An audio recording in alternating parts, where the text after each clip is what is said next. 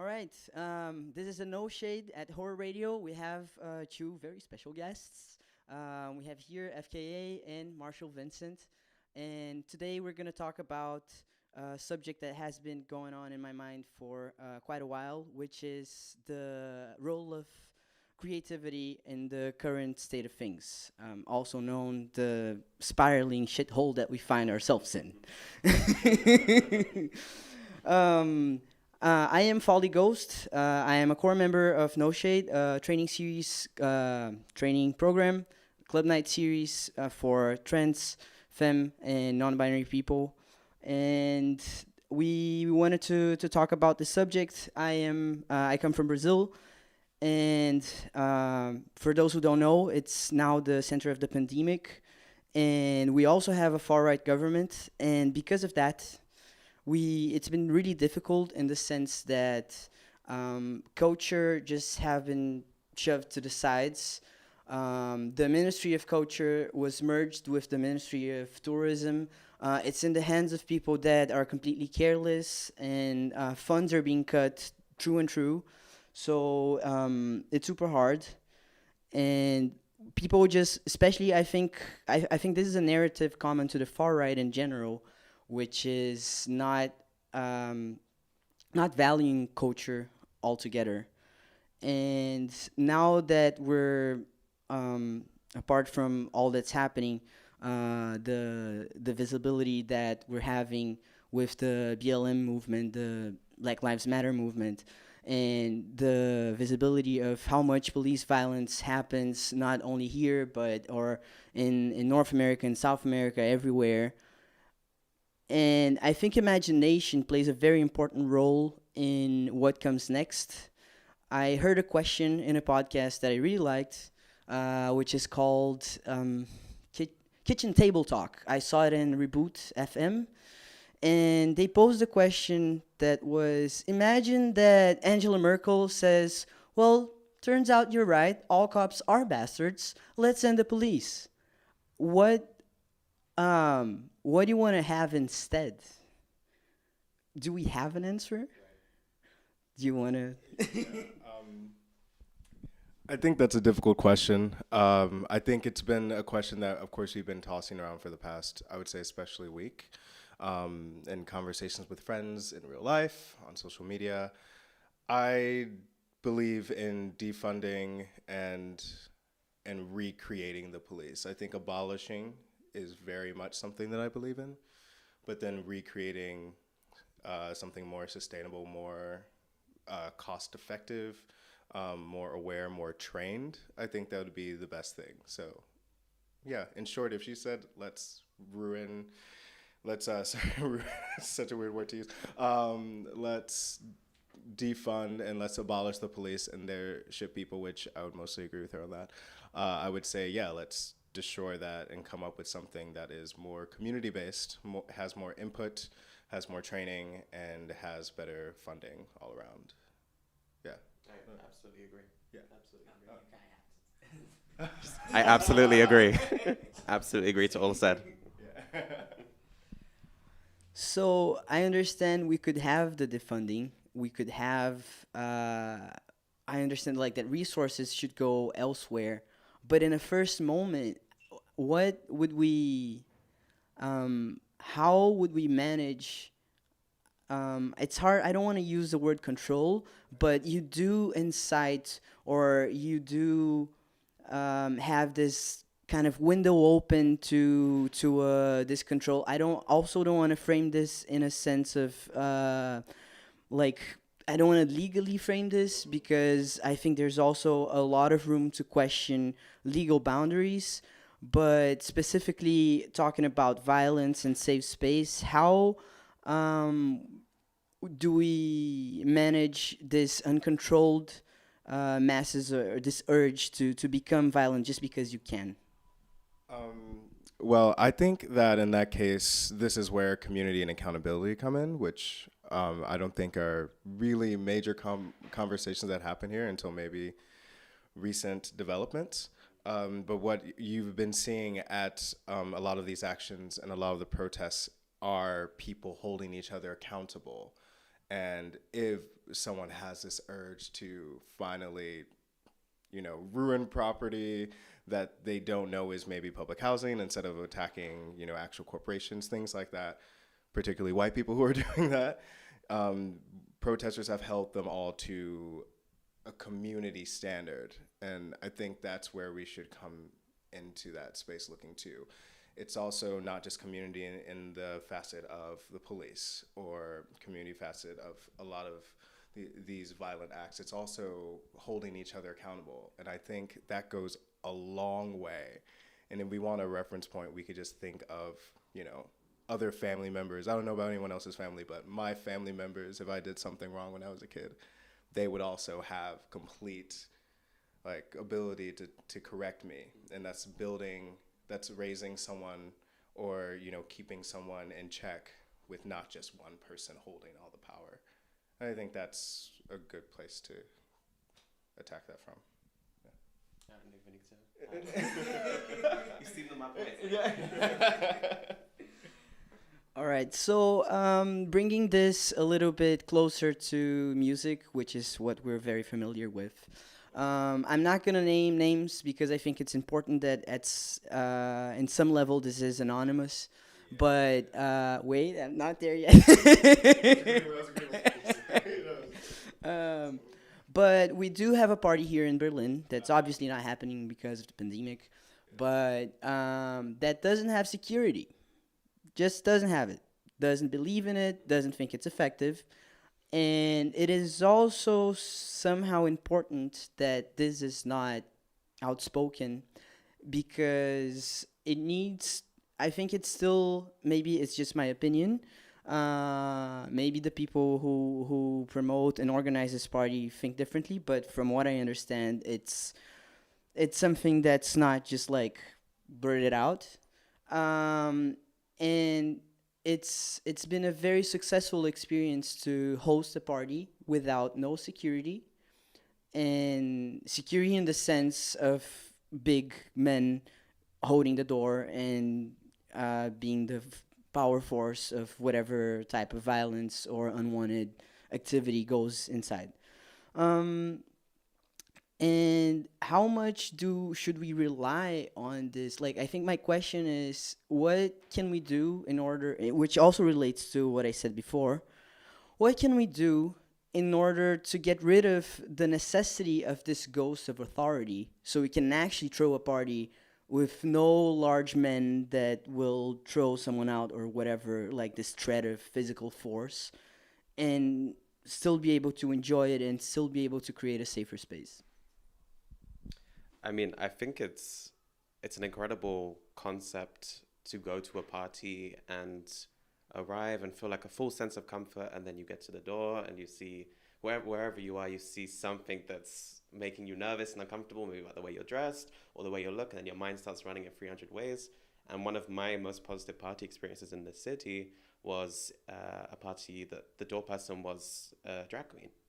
And I have never felt such a sense of comfort and relaxation arriving at a party and just feeling fully welcomed. And I think it's an incredible thing to have this because I've only seen it once, but I think if we were to have some more of that and to kind of remove this middleman person, it would just create so much more comfort for us as queer people and anyone who is very visibly non-conforming in any sense to just go where they want and not feel like they're going to be policed in any type of way before they even get there.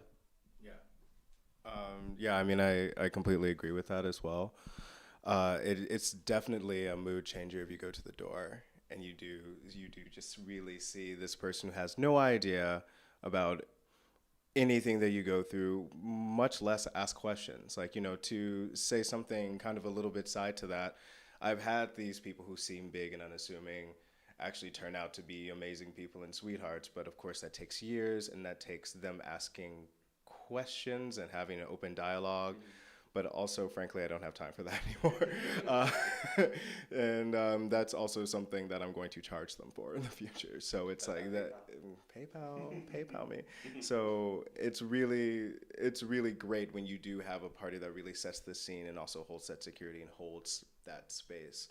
And I think that's what, that's what it would look like. That's what it should look like. You know, us helping each other and also kind of putting each other in these spaces and policing each other. Like, there's no reason that this like big ass guy who's heterosexual, probably has no experience, is at the door being very, how do you say it, pushing you away. There's no reason for us to even have that.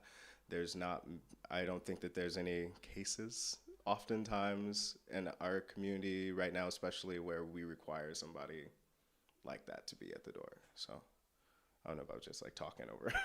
You're fine, you're fine. You're absolutely fine. No, it just came to my mind. Like, I don't understand why clubs adopt this policy that they need some form of big male at the door. You know, I would love to see more trans security, some more female security, you know, just more across the spectrum in general. Because it doesn't need to be a big man. Like, what, you know, what is the message of your club that you're trying to say? You know, the men, you know, men are protecting the world, and no, that just, I don't vibe with that. That's not it. Yeah, thank you for that insight. And I think, yes, definitely. And at the same time, it doesn't mean that we shouldn't hold that person accountable for whatever happens, because I think a lot of people deem this to be, oh, I've done enough. I hired my diversity over here, so my job is done. Um, No Shade has had, unfortunately, a terrible experience with that. In the party that we threw. It was, to be honest, it was one of the coolest projects that I was involved. We had projections, we had a very special setup. I mean, we were all super excited to just show all the work, all the effort that we put into this. I mean, we had so like the coolest visuals we ever produced, like whatever. And then they had two female security people at the door that were being blatantly rude to both artists and guests, being super xenophobic and racist. There was physical violence in the end towards the people who were also responsible for doing the party. It wasn't at any moment started by us. It seemed that they, and this is something that's a super common narrative, to just like have people from the staff of the security using drugs, being wanting to be violent, and we even found out that they were doing kind of a bet who would throw the first person out. And so they were like counting on us to start something, and nobody would. So they would try to trigger us into having a violent encounter, and nobody would do a thing, to the point that they had to come up to us to do something and just use it as an excuse to do that. So I think it's very important as well not to that beyond representation, we also still need to hold whoever it is accountable for. This is a lot of my experience from. I'm from London. I'm sure both of you know. But this is kind of London nightlife in a nutshell, and club owners don't hold anyone accountable for it ever. Like, and even when I've been in LA, like, it's some of the rudest people that you will meet across that whole night are the people on the door. Like, I think I had one gig. It was in LA, and the door bouncer like purely refused to let me in. Like, just refused to let me in. It's like, I have to play. Like, I'm here, and start being super verbally abusive, started threatening me. And then when I raised it like to the management, I was like, is this how you treat anyone? But is this how you treat someone that's working for you? And then he kind of just brushed it off. And I was thinking, like, I don't know, we can't keep this structure of the door system with this like super, super intensely rough individual who is usually just completely against us, and they're there just for a paycheck. You know, I don't know, we need more people from within, you know, who are looking over our parties. I'd like to see it be like a guardian angel kind of thing, you know, like, that's your girl, she's watching out for you, you know, that kind of thing, as opposed to just some screw-faced angry monster.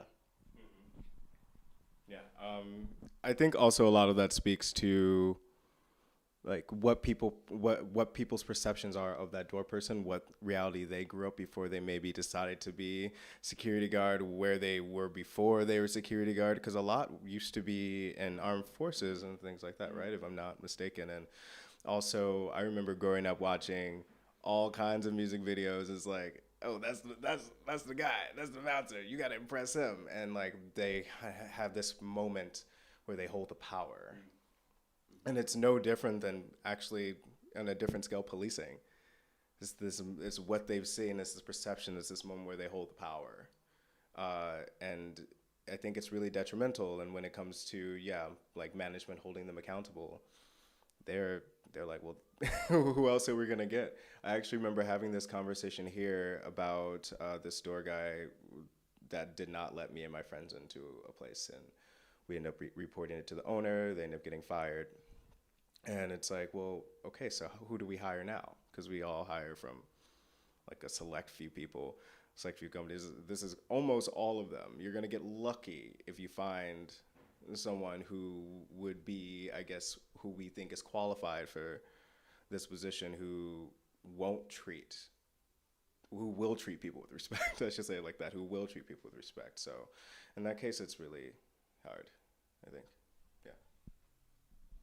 Yeah, what I'm trying to figure out and just like bring it up as a subject or matter is I think we are finally starting to see something in the end of the tunnel, even if it's not something that we love how it looks. But at least in my and yours as well, like lifespan, we have never seen so many demonstrations uh, in a, I mean, global wise, that were denouncing police violence and the racism that happens all over. So I think this is very important, even though I have, and I'm sure you probably also have, 1,000. We can like critic so much how the demonstrations were made. There were very problematic signs, problematic behaviors from not only white people but people of color, non-black people in the demonstrations. So even if it's not great, I think it's something to celebrate because however, I am very worried about this gap between we want something new, but we still don't know what it is. You spoke a lot about community, and I think when we say the word community, sounds nice. However, there are many communities that are, especially when you're talking about people from the right or especially the far right, who are very uncohesive on what they practice and what they do. And what happens, like in Brazil, we have this entire problem with the militia, which is pretty much loved by the government, and so you could also say that the militia somehow is a community that was formed to protect their own because you didn't have enough police force.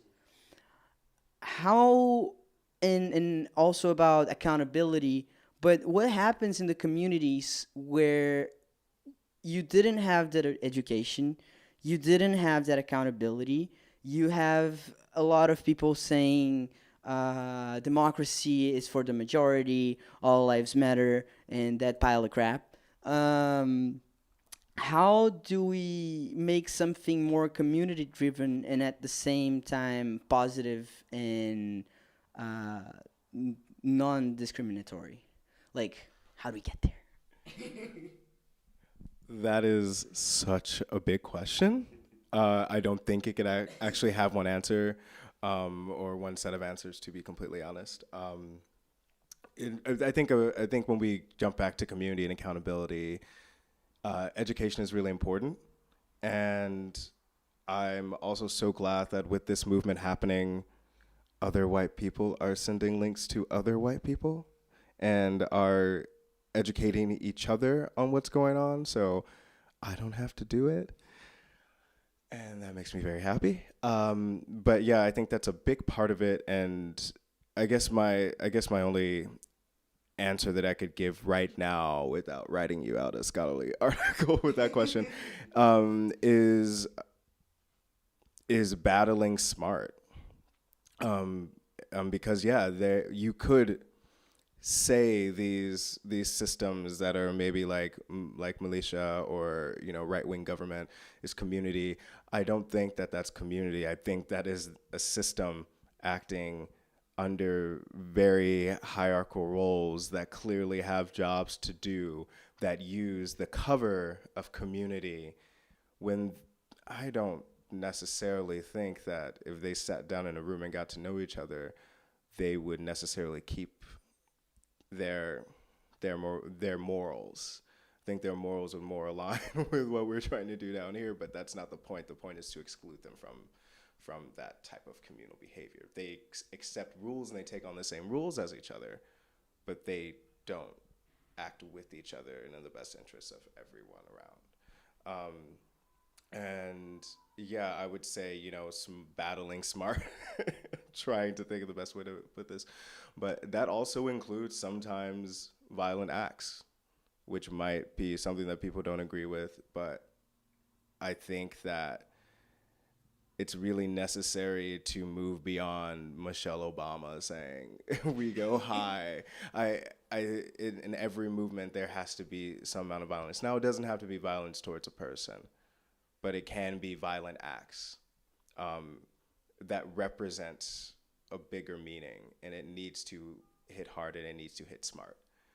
And that would be the way for me, if I'm answering this question correctly, to really move, exactly like we're saying, to move into something that is meaningful, provocative, makes sense, and also can display the type of community that's actually really defined as community, with educated parties, and that education not stopping, but then using that and playing smart against people who pretend to be communities but are just systems acting like systems. Yeah. Trying to think if I have something small to add. Grand finale. I guess it's like slightly away from the point, but I was having this conversation with a good friend of mine a few days ago, and I think this is only the beginning. Oh, yeah. It's not even like one step in, there is so much work to do. And I feel like a lot of white people are thinking, oh, we've been to the protest, we've posted our black square, we're done. We'll get some wine and let's go back to partying. Actually, something that made me really upset on Saturday at the protests was, I was very emotionally tense, as I'm sure both of you can relate to that feeling. Mm-hmm. I said to any of my white friends, if you see me, don't talk to me. I said, I need to be with my people, I need to be with my community, and I need to take this in, and I need to feel that energy. But it was all these parties and all this beer and all this loud music. I was like, that's not why we're here. Like, you don't get to say you showed up to this protest and be like, I was there, I have my gold card now in anti-racism, and I'm good to go. This is only the beginning. This is the beginning of all the work, and it's going to take a long time. But I hope that this doesn't just fall off like a trend. Yeah. Because what is being seen right now is filling my heart with so much love, but it's only the beginning. Well, I really hope so. I mean, I think it has been. We have been keeping the torch lit, I guess. I don't know, so far, and it's something that I haven't seen also for a while. To have like a trend like that not be a trend and everyone, I can see like all over social media people saying this, we're not gonna stop. This is not just gonna be a one weekend thing that we do. This is not a walk in the park. But yeah, definitely. And I also can totally relate. I think that was a great answer. I think it's the first time that I see multiplicity of voices not condemning violence as a form of protest for the first time, Yeah, exactly. I think it's really important, and that comes with education and history. Like the violence that was put in play for this to happen, not saying that it's an eye for an eye situation, but saying just doing it smart. Like, I think it's really silly to not include that. And I know a lot of people are like, oh, whoa. And I've had these conversations like, wow, but like violence is not, yeah, it is. So I'm not going to just continually bombard, a therapist of color who's giving free hours to me just to talk through my issues, just to make you feel comforted. as maybe a white person and not take action. That doesn't sound right to me. And especially since it's my pain, and don't tell me how to deal with my pain. So I really believe in that. And also speaking about the protests on Saturday, I chose to not go because I am tired. I went on the Thursday protest before, which was a beautiful experience, and it was in the area, it was at Hermannplatz, and that was quite nice. And the power there, it's just like, you just start crying at some point, you just let it go into your mask. But yeah, Saturday, I had a friend go, and they were pretty conflicted because they were hearing some white German teenagers outside of the protests playing, Public Enemy on their loudspeaker. And just that's not the way you do solidarity. Don't do that. Like, or if you even think to, maybe, especially at this type of protest, let me see like a black friend with you to check that off. Like maybe, they shouldn't have said it, but maybe maybe they talked about it. But that's not the way you display solidarity. There's been a lot of ways that I've seen solidarity displayed that I don't think is necessarily the way to go. Like, don't do blackface. Don't wear kente cloths. like Democrats. Like, don't do these performative things. Do the actual work. And also, we're in a space where we can do that now. We can say that now. These protests are in a place where we have time to do them because a lot of people aren't working. It's global. Social media is actually helping this, and this is massive. So let's continue to like educate each other and do it right. Yeah. Word. Okay. So when I told you about the theme, you told me that you've been writing on a journal about the role of creativity.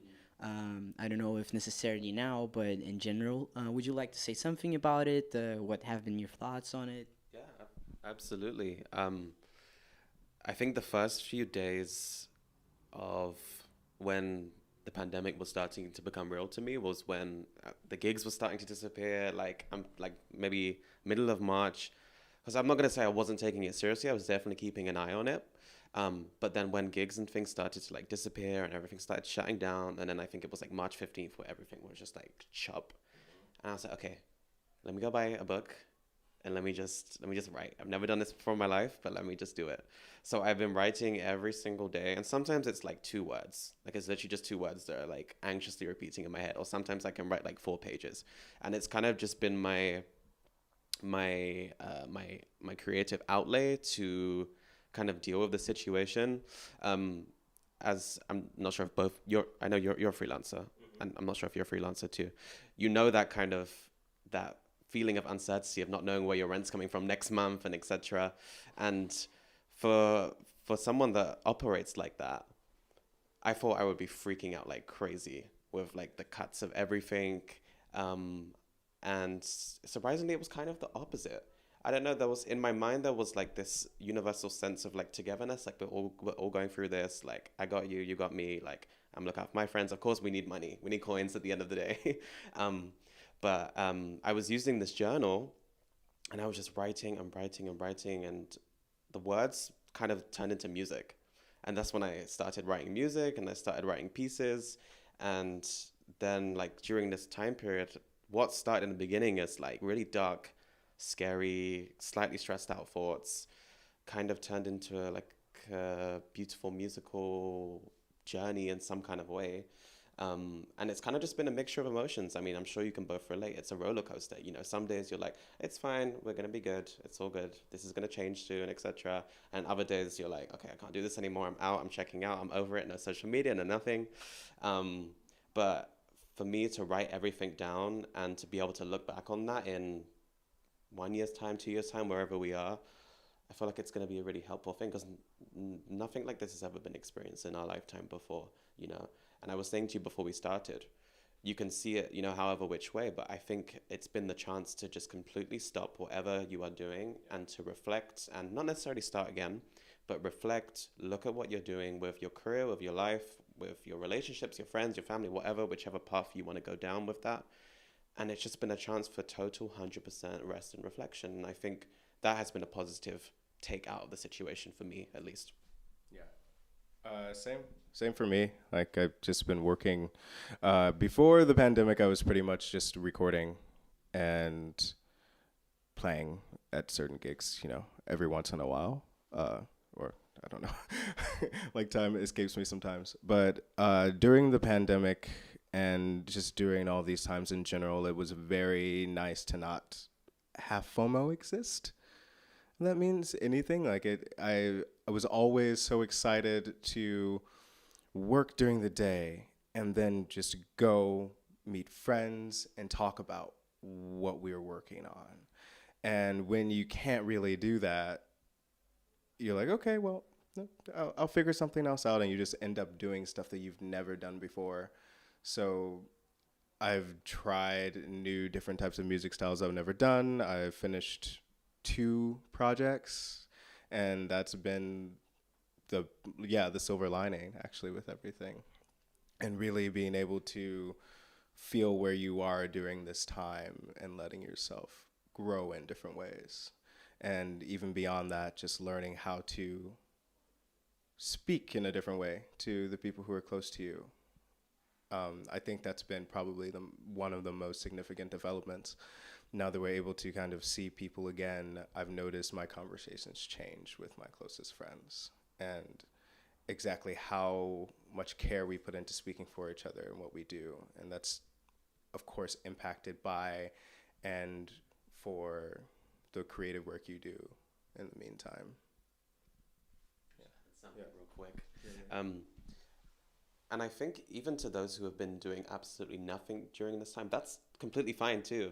I think there's been this, especially in the beginning, there's been like this pressure on social media to be doing something, whether it's baking sourdough bread, whether it's baking bread or if it's whether it's baking or like reorganizing your room. Like, some people have been at home in bed all day, sleeping till 4 p.m., and that's fine too. If that's the way you're handling it and that's how you want to do it and that's what's comfortable, like helping you cope with your mental health, then that's absolutely fine. But I think the pressure that people have kind of like subconsciously been placing on each other, like, oh, look at what I did today, and like, look at this loaf of bread I made. And it's like, sure, like, you want to share the things that you've been doing, but I don't know, I definitely felt that pressure.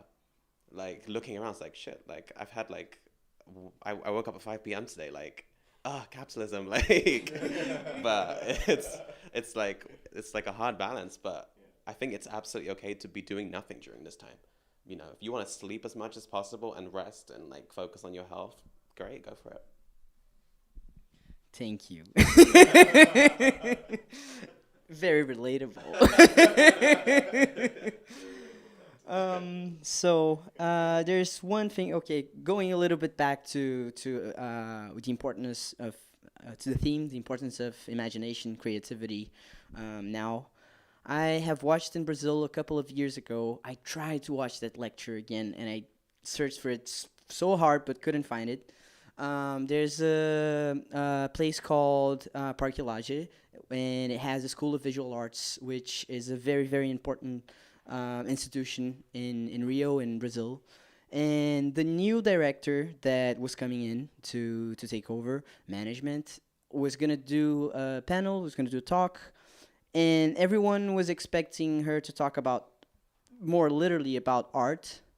And she just really, really surprised everyone when she started talking about creativity and diversity, and the importance of diversity and creativity for survival.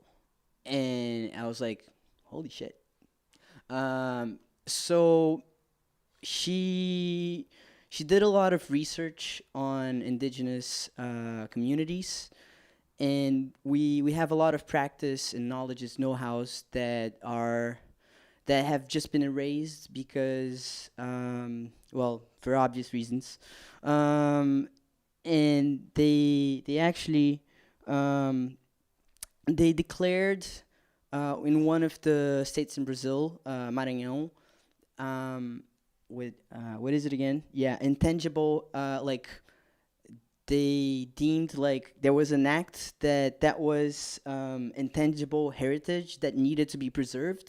So that area needed to be preserved, and they had some sort of like copyleft or trademark or something in between that would have to preserve all those know-hows and specifically knowledges about how to cultivate, how to plant, because that knowledge that they were bringing in were allowing for other types of plants to develop into something else and to have a biodiversity that was greater, which can potentially hold answers for questions that hasn't been asked yet, such as coronavirus, such as the bubonic plague, such as things that we have experienced.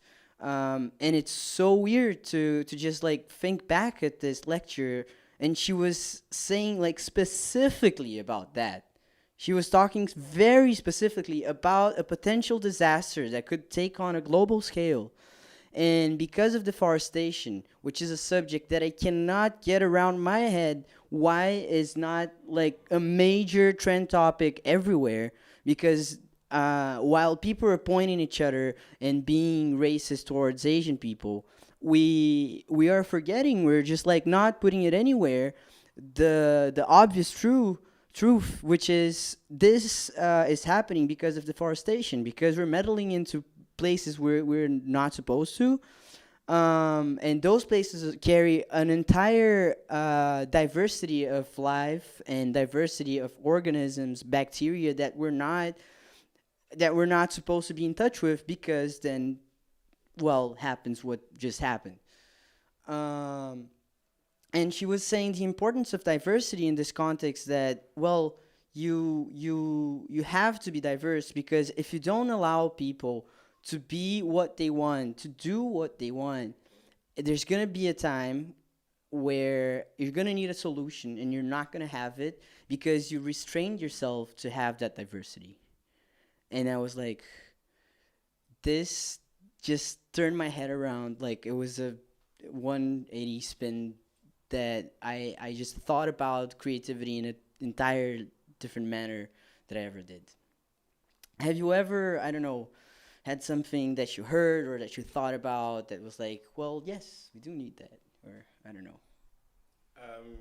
Just in general or recently? Both. Okay, yeah, my memory is just terrible, and if I remembered all the past things, this would be longer. But just hearing something so beautiful that's really quite inspiring, and this is gonna sound weird, but just the fact that you are lucky that Black people want equality and not revenge. And I wake up with that in my head, and I'm like, yeah, but what if, like, no. And it's like, no, but like let's like create some work, and like making that space and being vocal, like that represents to me making space, being vocal, displaying what you can do, your art, your creativity, putting it out there, making your voice heard in any which way you want that to be heard in. And that quote to me just screams, I am here, listen to me. And I think that's what's been inspiring me lately. Yeah. Nothing's coming to my mind right now. I'll try a minute. Yeah, when you said things that are used as an argument against some, like saying that distribution of violence is not a valid point, such as an eye for an eye gets the whole world blind. I don't think there's no way that this is true. We don't, even in the time of our lives, if you decide yourself to take upon all the revenge for the people from the ancestors, like it has been so many hundreds of years, like centuries. The revenge is not even possible within the structures that we have today. Exactly, yeah. There is no, even if people wanted eye for an eye, which is something that nobody seems to want to pursue, or at least like even you don't see even a small group trying to pursue that. That's just impossible. There is no such thing. So I think it's very unfair to put things designing those backwards concepts such as reverse racism, because that just does not exist. It's just not possible, not feasible. They're different. They're different. I think, you know, an eye for an eye is insinuating that we're on the same page, or like that we're on the same level. Like an eye for an eye. That's a little bit. I don't know. It's a little bit dated. It's like I would rather take your feet than your eyes. You know, like just something such as this. I'm just like, how crazy do I sound right now? But it's just really important to emphasize that, yeah, we can't fight on the same level. We're on different levels, and we have different ways of going about things. And that was just, I think that's a quote for the times, but it should definitely not be something that is taken to heart and repeated. And because once it is as well, it just loses its matter. But if it does get repeated, I hope it gets repeated to the communities I'm against, so they think that's what I'm gonna do. It's like, oh yeah, no, keep telling them that, you know. Yeah. Do you have anything? Okay. Yeah. So something else that was very inspirational for me personally, it was in, I think, 2014 when I joined the World Bike Forum that happened in Brazil, in a city called Curitiba. And we had a talk from, what was her name? Mona Karen? Is it Mona Karen? Let me check it out. Yes, Mona Karen, a Swiss artist that's based in San Francisco and lives in San Francisco for the longest time. And she has those things called trends. She paints murals that she calls them trans-temporal murals. So she goes in the street and is painting, I don't know, she's trying to reproduce a square. But instead of just taking all whatever she's painting it and putting it like from her head to the mural, she sits around and waits for people who are passing by and asks them, hey, I'm painting this square right here that you see in the front. I'm painting this part of San Francisco. How would you like this to look like? What would you put in here if you could put anything?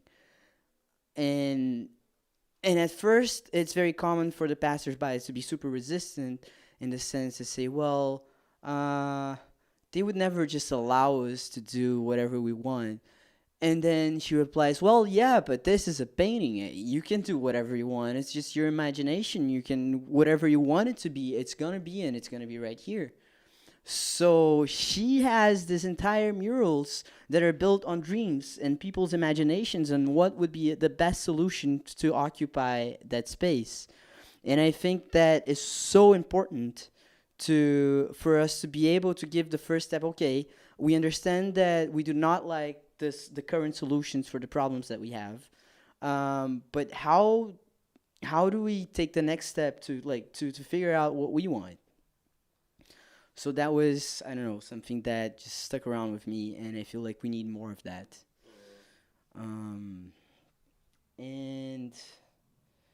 And what about, so you've been talking about that after you went on quarantine, you stopped talking to your friends to show each other your work. So you would say that the lack of feedback that you haven't had in the end of the day allowed you to create something else, or to change the patterns of what or how you created? Yeah, I think it gave me a lot of freedom.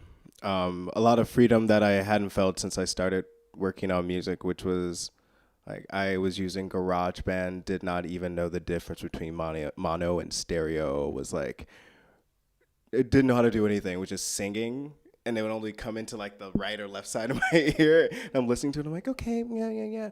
But I was still doing something that made me happy. And my process of creation was much different. And as that developed on, you kind of get this technicality about it. And then once you get involved with, you know, certain labels and certain things, and they're like, okay, that's cool, but can we move those rough edges like here, and let's box this in, let's make this a product, let's make you a product, let's throw you out there, make you sellable. Your music loses that, and you start asking too many people, I think. And I think I got to a point where I was asking too many people. and working alone and kind of being with myself and just checking in. Because after a certain amount of days, uh, when you ask, how are you? Everyone has the same answer. It's like, okay, let me, instead of every day, let me maybe check back in like 4 or 5 days. You're sitting there with yourself, and yeah, had way more freedom to really tap into what I used to tap into, but with way more experience and a much better way to know what I'm trying to say. And yeah, it worked out, I think. I completely agree with everything you said. I mean, I think sometimes as we build as musicians, as producers, as DJs, as artists, we start because we do it for ourselves. That's why we start making music. But then somewhere along the way, at least in my experience, when I'm planning music, I start thinking, oh, what are they gonna like? What am I like? Right, yeah, like what's hot? What's good? Like, what are my followers gonna like? What do they want to hear? And of course, you should take, of course, that into consideration. And what's gonna make my friends dance at the club, like that kind of stuff. But essentially, we start music for ourselves. We should play music for ourselves. And I feel like when you stay true to that, the audience that you attract is going to be the most genuine one. I feel like for so many years I was trying to chase a specific sound because I thought it was going to make me popular.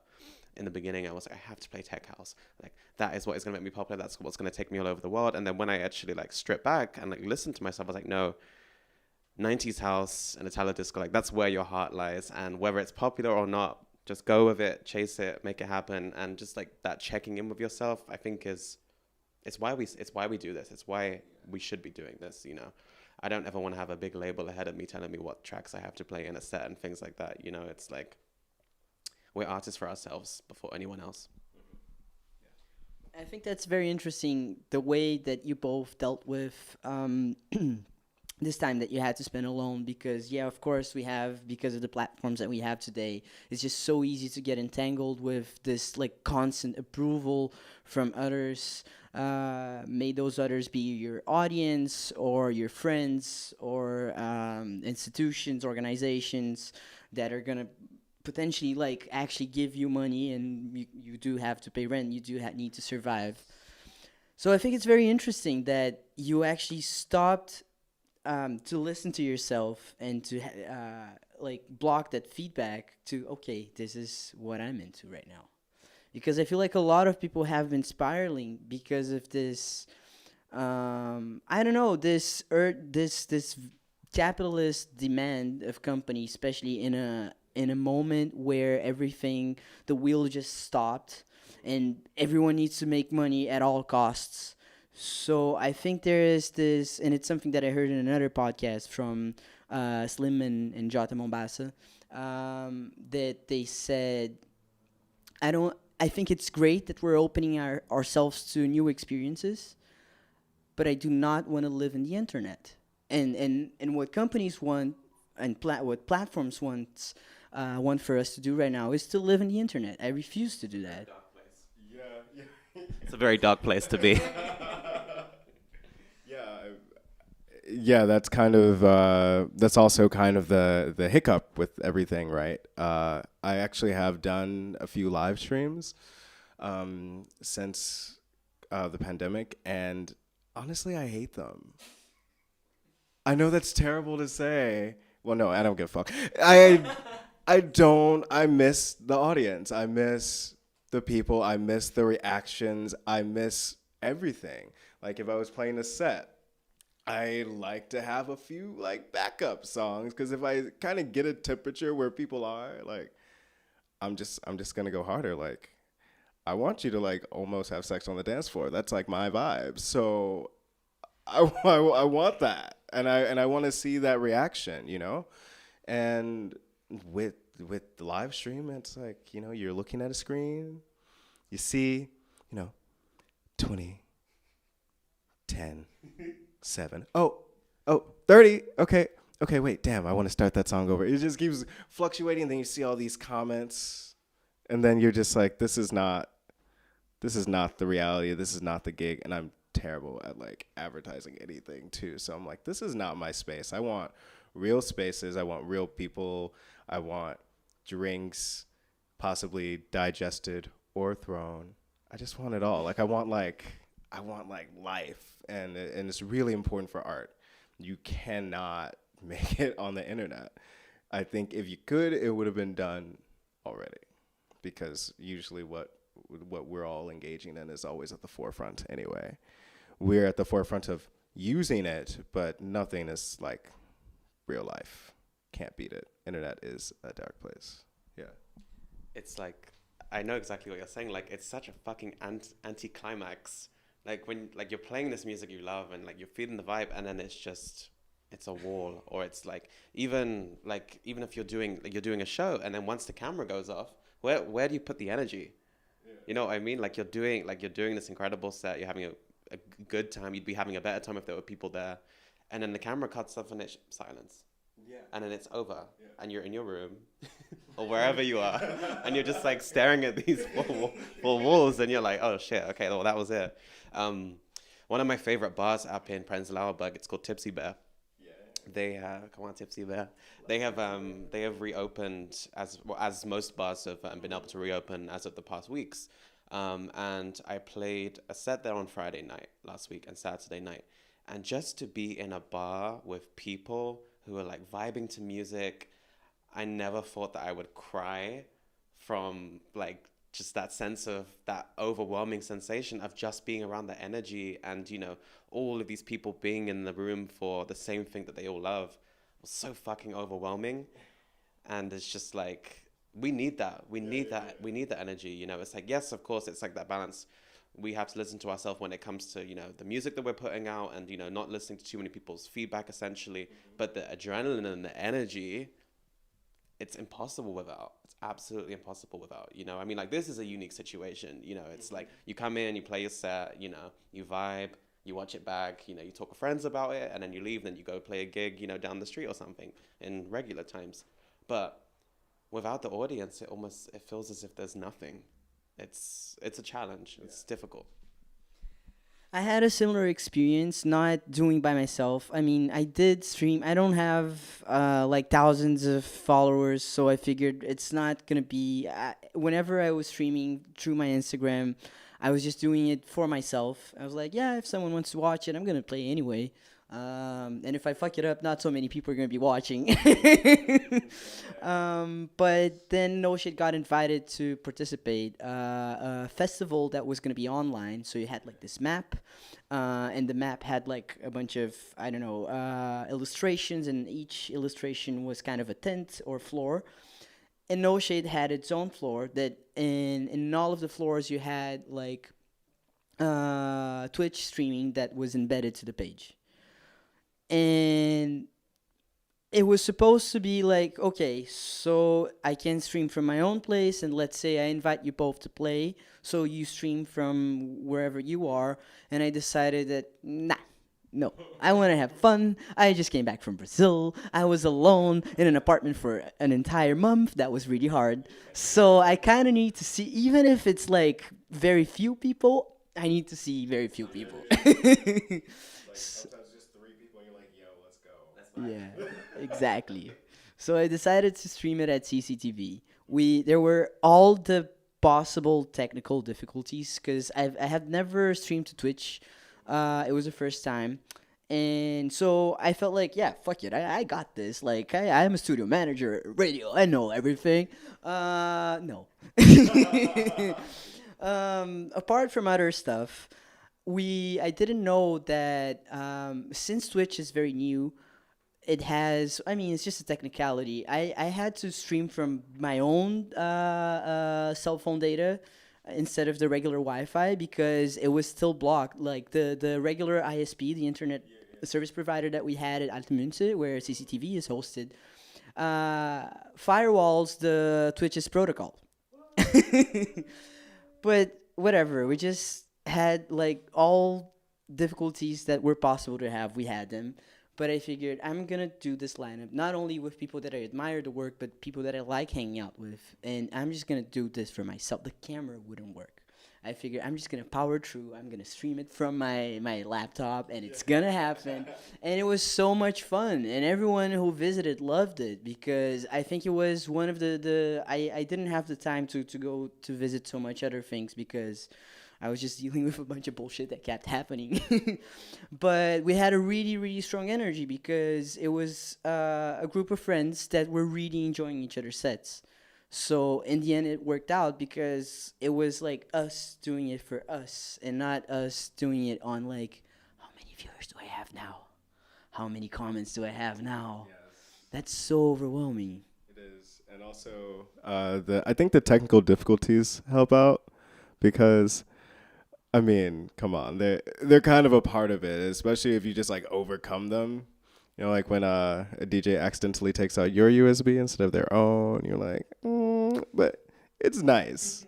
It's at the end of the game when you smash it, you're just like, no, man, it's fine. Like just like let's drink. You know, all these like small things, especially when you're performing live. So many different things can happen, and those kind of just make it. And they make you say, okay, so this is how this is gonna turn out. Nothing's gonna stop me from doing a good gig. Nothing's gonna stop me from having a good time, and nothing's going to get in the way. It's kind of your own triumphant story, you know, and that just comes along with everything. It makes you feel at home when you have a situation like that, I think, and probably made you play like real good too, as a result. Yeah. Did you have anything? No, okay. No, I was just appreciating what was said. Oh, okay. Yeah. I think you raised an important point, which is like sometimes while we play, we make mistakes, or when we're doing whatever we do.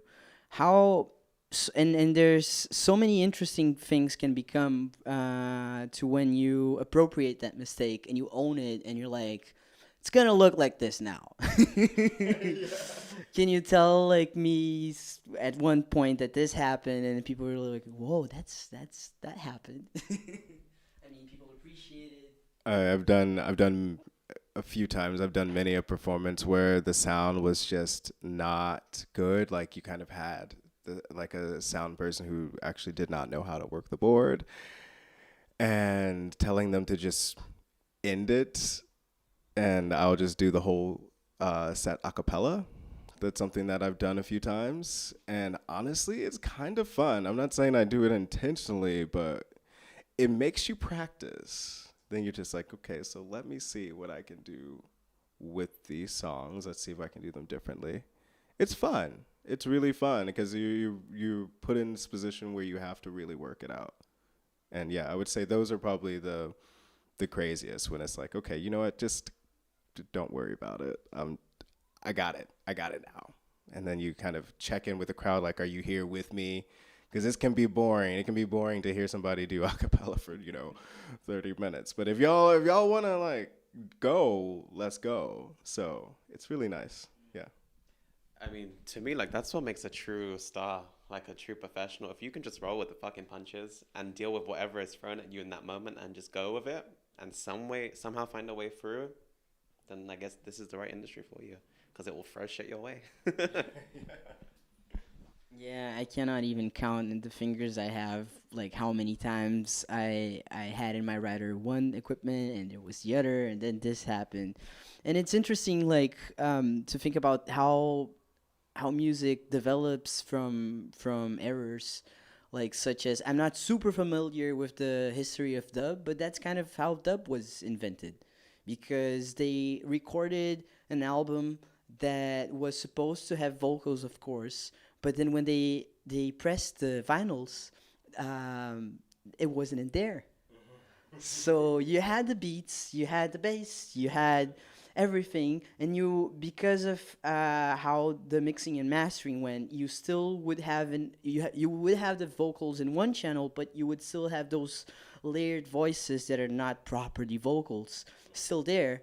And when they put there in a concert, in this like huge concert with a bunch of people, they didn't have vocals, and the singer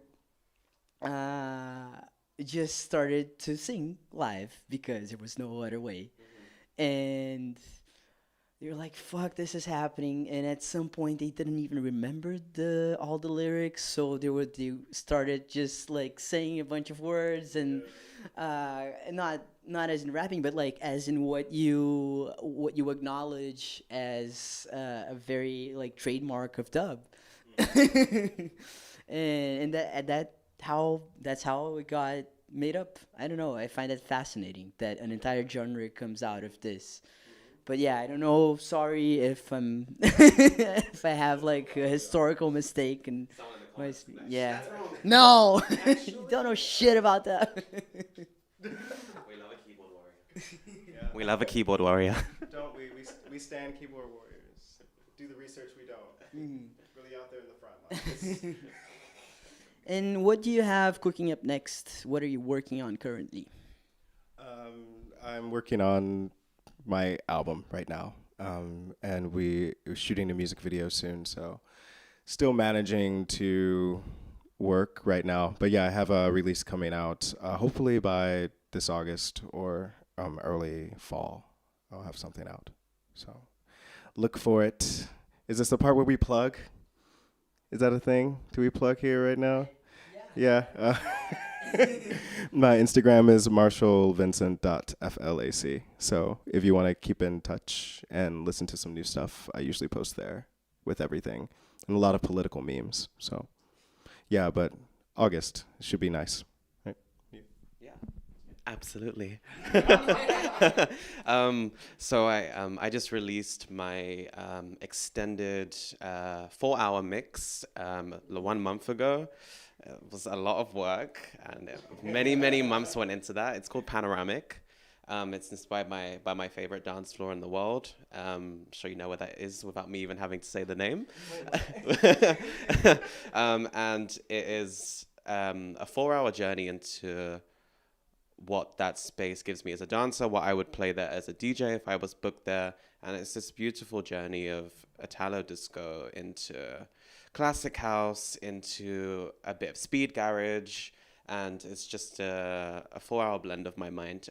It's been doing incredibly crazy on SoundCloud. If you want to check it out, it's soundcloud.com/FKAM4A.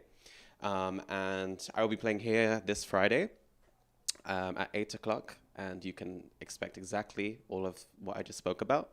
And then I will release a Panoramic Part 2 shortly after, which will kind of be a continuation piece. And finally, I'm working on finishing my debut EP right now. So that's going to be a little while off, but I'm taking my time with it. As you know, there's no rushing to these things. When it's ready, it's ready. So yeah, you can check me out on SoundCloud at FKAM4A to hear what I'm about, and you can see me here on Friday at 8 o'clock. Okay, so if everyone's trying it out there, gotta do the same. You can check me out on SoundCloud, Instagram, or Facebook by Folly Ghost. It's just Folly Ghost, so no tricks there. I was wondering, what have you been? I actually have been listening a lot to your tracks in quarantine because I'm so used to listening to club music that whenever I am in like this more chilled out environment or like mood, I don't know what to play. And or even when I'm with friends, people are like, "Come on, Max, that's too much. Like just tone it down." And I'm like, I don't know what to play. Like I just know club music. Only know very very energetic tracks. I don't even know what to look for when I'm in that mood. And I don't know, it just like started me. Like melancholic ass clap music, if that makes sense. It's just like I think about 90% of the time I always am like a melancholic, hoe. So to express that in the music is also really fun with my friends and still get sad in those moments. I think those moments are sometimes kind of the most beautiful, to find those nooks. And if you can put those to music, and I've been making this type of music in Berlin where you don't find that there's so many spaces for it. But I think that's been changing, I would say, in the past year and a half, 2 years, where there's more space for people who want to engage in something that touches them a little bit softer at night in a different way. I think there's space for that now. So it's been really interesting. and I like making that type of music, and I like doing something different in Berlin. You know, giving some space for that. So. And what have you been listening to? I think Amy Winehouse. That's literally all I've been listening to right now. I don't know why. I've always loved her since I was a child, but I think I've been listening to a lot of African beats. I've been listening to a lot of Amy Winehouse, a lot of African beats, and I've kind of just been rotating between that. I've tried to not listen to any club music unless I'm preparing a set or if I'm, preparing for a SoundCloud mix. But I've kind of just tried to take a break from hearing house and disco and techno, just like period right now. But slowing down with the music and listening to like some sadder stuff has kind of just helped my mind slow down a bit and only focus on music production in that moment when I'm working on it or building up to it. But I'm like now separating, because before it was like all the time, all day, every day, like nonstop, like in the shower, like in the in the shower, in the morning, like my alarm, like all that kind of stuff. And like it's actually taught me a bit to like change the variety up a bit. Yeah, I don't know if I understood the question properly, but I was like, yeah, I guess it's this type of music. But right now I'm listening to a lot of Sugi Otis. That's pretty much on repeat. Sugi Otis, Inspiration Information, particularly that album a lot on repeat, and it's really, really good. Great for mornings if you just want to make some eggs and make some coffee and you have the kitchen to yourself if you live in a big it's really nice to wake up to that. And also been exploring a lot of kind of older indie rock that I used to listen to as a kid too, which has also been nice. I think Interpol has aged well, and I didn't think that they would. That was fun. I was like, oh, this is still very good. Yeah, that, and also like just like a lot of Sharon Jones as well. So those are kind of on rotation. Music that kind of hugs you and gives you like a stern something. Yeah, but that's what I've been listening to. Yeah, I still find myself in that eternal loop of just listening to very, very high energetic music all the time, even on times where I should be, calming down, preparing to sleep, but no.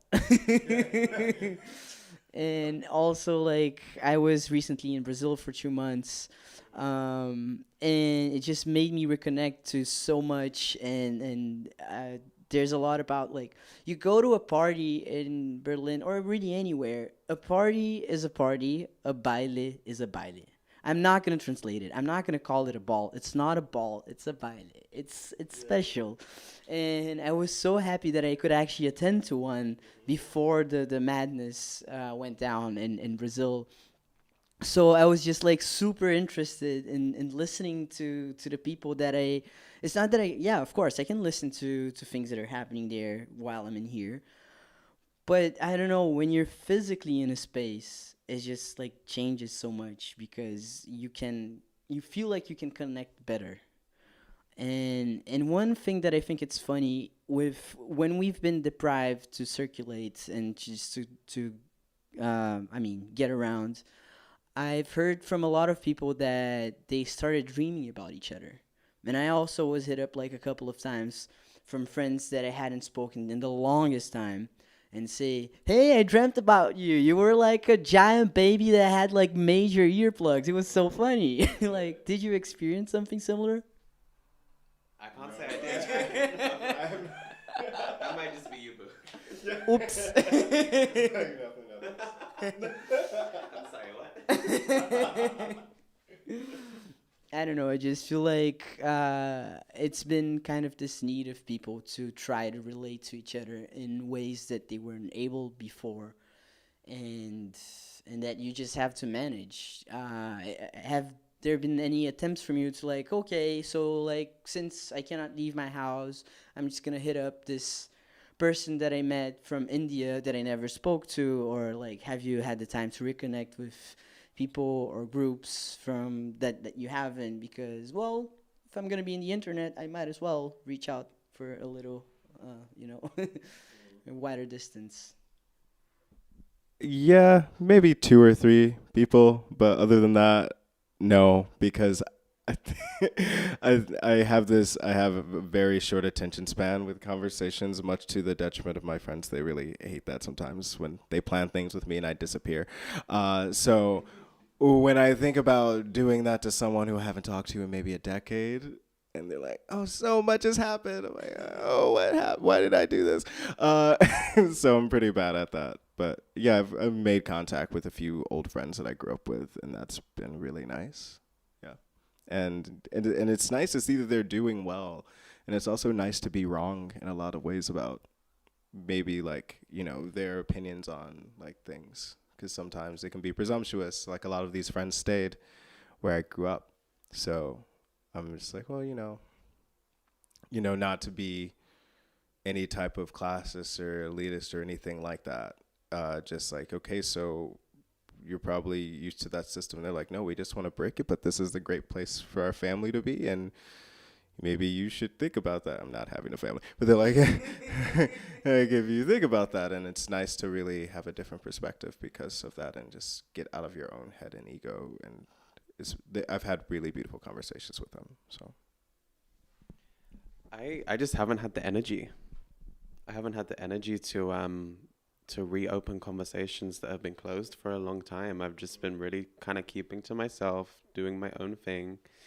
And there are only so many times I can ask you, or you can ask me, how is the situation in your country right now, or how is everything? Like, I can't go on again and again and again on that conversation, and that's like how it usually comes up. I appreciate you checking on me, of course, but there comes a point where I'm like, okay, I can't have the same like script for script conversation with 15, 20 people in different places around the world. So I've kind of just been sticking with like small immediate circle and kind of keeping it at that for now. Yeah, I find it interesting. For me, recently, I someone added me on Facebook because this person said, "Well, I don't know, seem to have a couple of friends in common, so I figured would I don't know, for some very random reason, we started talking about this person's work. He does research on treatments for cancer, and it's something that's super complex. It's this attempt of it's a phototherapy of cells. It's like you color the benign cells, and then you are able to do a phototherapy on the colored cancer. So then you can treat it because it has a specific dye. And that was one of the motivations for the team of today, because I figured, in which, like, you must be tripping to come up with something like dying cells and like coloring cells in order to treat them, and how this also like affects survival, and it affects directly our health. And I feel like there's so little of those interactions between science and cultural and creative endeavors of any type, really. And it's just something that I would love to see more happening. I don't know. Have you heard of something that caught your eye specifically because of that intersection, or do you know of a project that covers this, like, more or less? Not in those specifics, but like that intersect with. not so much that I can recall at the moment. No. Yeah, we need more. Make more. Yeah. Can you make more? Let's make more. All right, I'm gonna take a look at the time. Yeah. Hi. How you doing? Oh, I have to go. Yeah, you have to go. Okay. Thank you so much. It was great having you both here. If you want to say again your Instagram handles or something, or if that's okay too. No, it's okay. All right. It's I don't know, it's kind of weird when you're just like, oh, is this the plug part? And you just plug. But yeah, so my Instagram handle is marshallvincent.flack. And yeah, I'm also on SoundCloud as Marshall Vincent, and also on the streaming platforms if you'd like to check out anything. So yeah, thank you. I gave you my SoundCloud already earlier. So my Instagram is instagram.com fka.m4a. And yeah, SoundCloud, soundcloud.com/fka m4a. No dot. And that's it. All right, thank you so much for being here. I really appreciate this conversation. Enjoy yourself.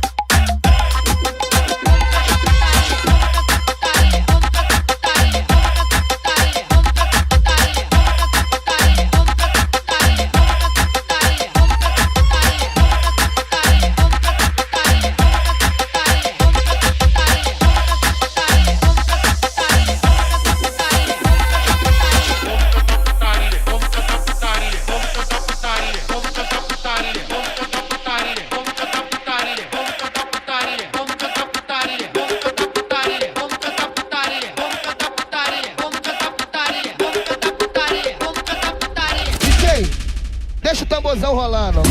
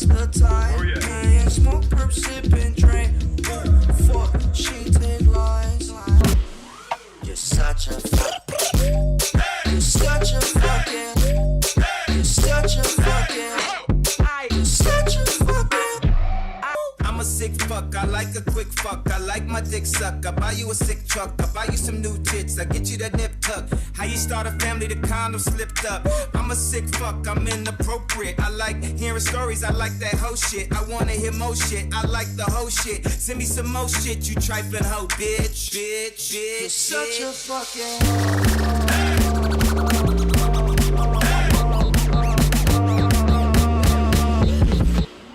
You're such a fucking You're such a fucking You're such a fucking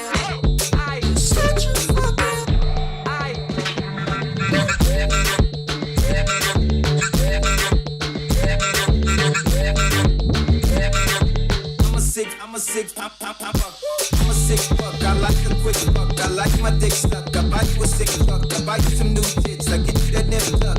How you start a family? The condom slipped up. I'm a sick fuck. I'm inappropriate. I like hearing stories. I like that whole shit. I want to hear more shit. I like the whole shit. Send me some more shit. You tripping hoe, bitch.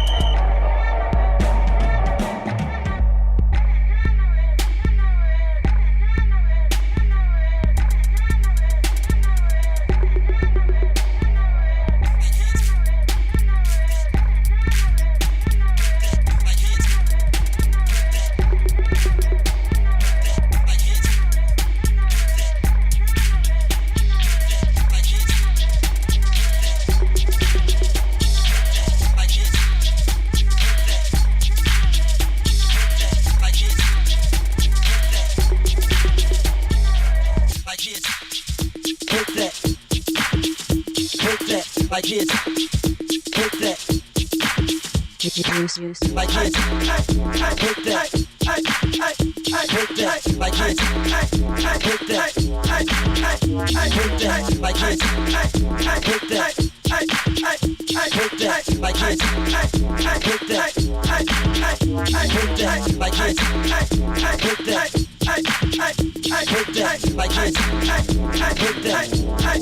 Hit that. Like this. Hit that. Shake that, shake that, shake that, shake that up, top, drop. What? Let's celebrate it, celebrate it. What? Let's celebrate it, celebrate it. What? Let's celebrate it, celebrate it. You know how we moving, right? Move, move, move, move, move, move, move. Move, move, move, move, move, move. Move, move, move, move, move, move. Move, move, move, move. Some of my bitches. When that gun with the clipping, start dumping and ripping. Y'all some dead some of my bitches. Now they see is that bomb diggy, nigga, diggy thing, the dogs with me, the killer nigga, you think about harmony. Coppers corrupted, these the wrong I know the rubbers. Labeled and known as a young pop to the public, and me, you the crack of the flesh. I'm the last of the best. One word to describe me, spectacular, yes. So stay calm, shorty, when you see that bomb 40, I pop and slow your rock and roll like Bon Jovi. So don't fool with the clip, don't fool with the dip. You will die, you will line up, flip. When that gun with the clip, start dumping and ripping. Hey, y'all, hey, y'all some dead, some of my bitches.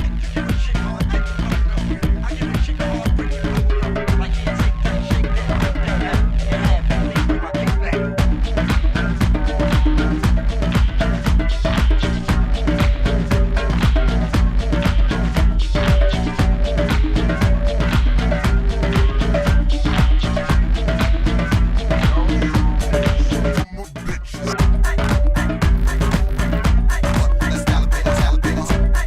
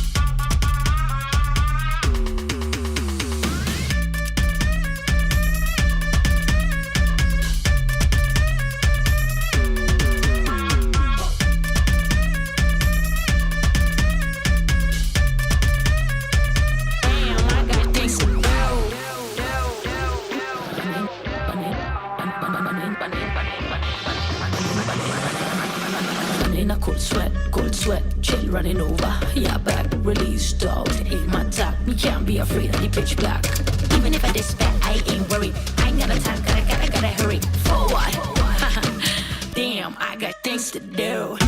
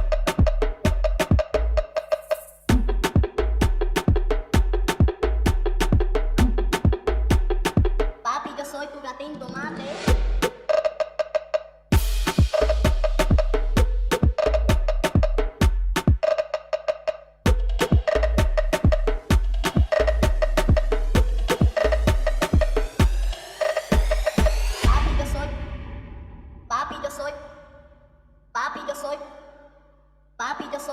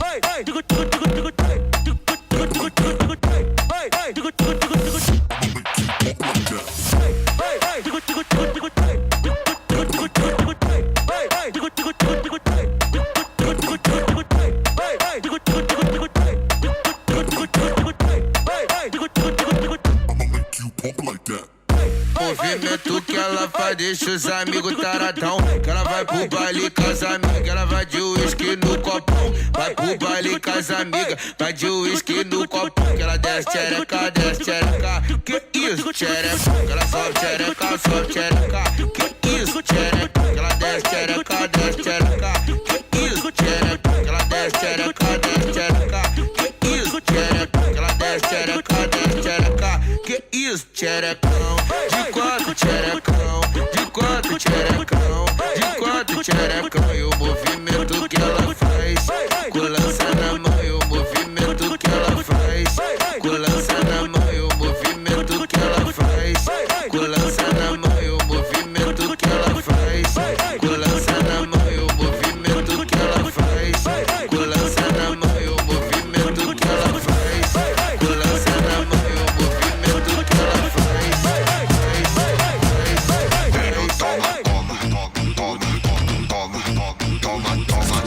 vai, vai, vai, vai, vai, caralho. Toma, toma, toma, toma, toma, toma, toma, toma, toma, toma, toma, toma, toma, vai, caralho. Vem no toma, toma, toma, toma, toma, toma, toma, toma, toma, vai, vai, vai, vai, vai, caralho. Toma, toma, toma, toma, toma, toma, toma, toma, toma, toma, toma, toma, toma, vai, caralho.